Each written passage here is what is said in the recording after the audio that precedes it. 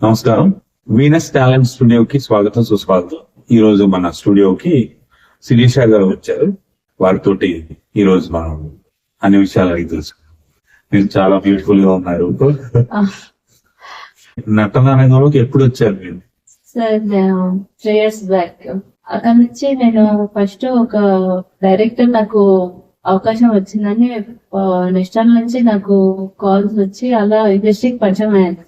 ఇక్కడికి వచ్చిన తర్వాత అనుకోని సంఘటనలు జరిగి ఆ మూవీ క్యాన్సిల్ అయిపోయింది. అలా అయిపోవడం వల్ల నాకు ఏం చేయాలో నాకు తోయలేదు. అలా అని ఇంటికి వెళ్ళిపోలేదు. రిటర్న్ వెళ్ళిపోతే బరువు పోతుంది మా వాళ్ళ అని చెప్పుకొని వచ్చారు. నేను నటిస్తున్నాను, నేను యాక్టర్స్. మా మామయ్య గారు, మా అబ్బాయి వాళ్ళు, పోలీస్, ఎస్ఐ అంతా పెద్ద పెద్ద వాళ్ళు.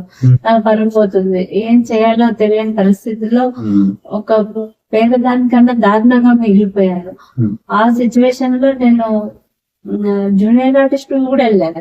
పుష్ప 2 మూవీకి వెళ్ళాను. అక్కడ ఎవరో చిన్న విలన్స్ ఉంటారు కదా, కొంచెం మేనేజ్మెంట్ చేశాడని కాస్త సీరియస్ అయ్యాను. అక్కడ కాస్త గందరగోళం అయింది. అక్కడ అసిస్టెంట్ డైరెక్టర్ ఉన్నాడు. ఆ సార్ చెప్పేంత వరకు నేనేంటో అనేది నాకు నేనేంటనేది గ్రహించలేకపోయాను. చిన్నప్పటి నుంచి నాకు ఒక ఆశయం ఉండేది, సింగర్ కావాలనేది నా గోల్. కానీ కొన్ని పరిస్థితుల వల్ల, సిచ్యువేషన్ల వల్ల నాకు అది కుదరలేదు. అలా నా ఫ్యూచర్ ని అక్కడితో ఆపేసినాను.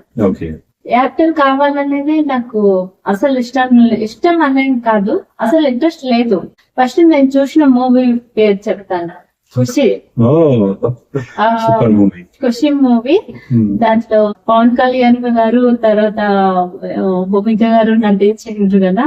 అక్కడి నుంచి స్టార్ట్ అయింది యాక్టింగ్ ఎలా చేయాలి, అతను సాంగ్ కానీ మ్యూజిక్ కానీ ఎలా అది ప్లే అవుతుంటే దానికి ఎక్స్ప్రెషన్ ఎలా ఇవ్వాలనేది నా పుట్టుక నుంచి వచ్చిన విద్యలు. నేనేమి నేర్చుకున్నాయి కాదు, ప్రాక్టీస్ చేసినవి కాదు.